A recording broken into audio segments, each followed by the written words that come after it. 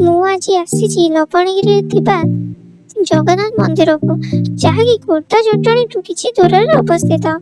ଏହାର ମୁଖ୍ୟ ମନ୍ଦିର ଭିତରେ ପ୍ରଭୁ ଜଗନ୍ନାଥ, ବଳଭଦ୍ର, ସୁଭଦ୍ରା ମା ପୂଜା ପାଉଛନ୍ତି। ସେହି ମନ୍ଦିର ବେଢ଼ାରେ ମା ଲକ୍ଷ୍ମୀ, ବିମଳା ମାଙ୍କ ମନ୍ଦିର ମଧ୍ୟ ଅଛି। ସେହି ମନ୍ଦିର ପାଖରେ ଅବସ୍ଥିତ ଶ୍ରୀ ଲବଣେଶ୍ୱର ମହାଦେବ, ଯେଉଁଠିକି ନଟରାଜ ରୂପକୁ ପୂଜା କରାଯାଉଛି।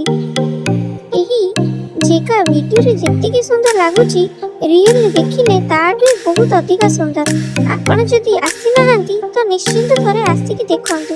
ରହିଲି, ଜୟ ଜଗନ୍ନାଥ।